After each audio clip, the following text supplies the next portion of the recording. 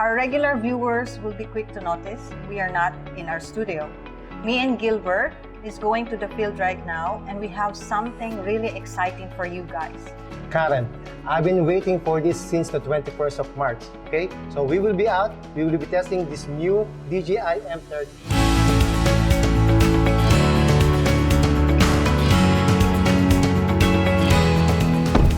We just got the new DJI M30T in hand, and Gilbert is setting them up right now. So we have here the M300, and on this side we have the new M30T. Okay guys, now we see the real representation of the drone footprints. Whenever we go to our mission in a desolate and remote and challenging environments, bringing these things with a heavy luggage is a real pain.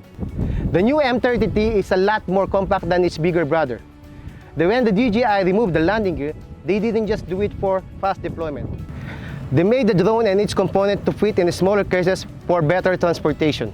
Hey Gil, I have learned that this M30T comes with a backpack. Unfortunately guys, we don't have it yet. So if you haven't subscribed to our channel, this is the best opportunity or time for you to hit that subscribe button. So once we have the backpack, we will have a follow-up video.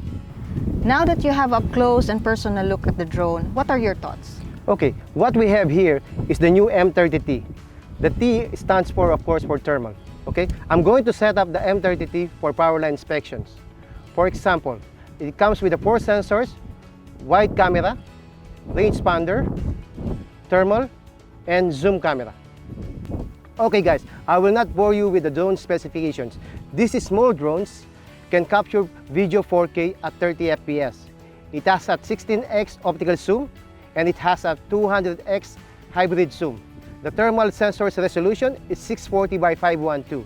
With a single flight of the M30T, we can actually capture a pertinent visual and thermal data for power lines.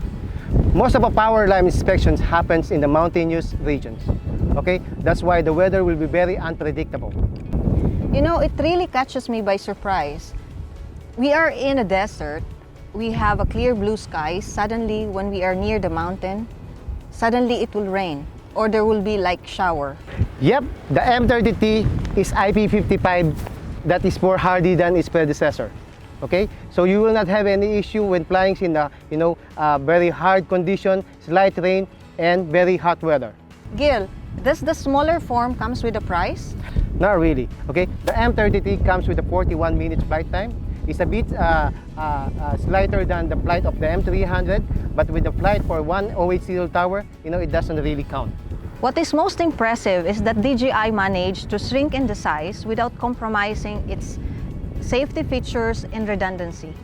I know this is not strictly tied to M30, okay? Can we please start in discussing about the new RC Plus of M30? It comes with a 7.03 screen, so the pilot doesn't need to squint anymore.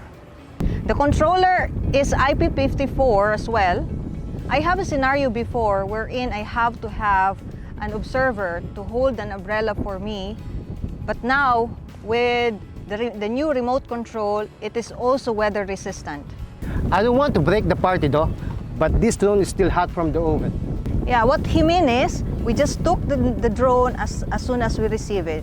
So we cannot fly it yet since it isn't registered. When you are working with a drone, you must be compliant with the local rules and regulations. But don't worry, Maria is back in the office and arranging all the necessary permits and license and insurance. Once everything is ready, we're going back to the field and going to fly it. That's it guys, so I hope you enjoy our informal vlog. Let us know what excites you about the M30T. We'll feature it in our next vlog. Okay guys, one more thing.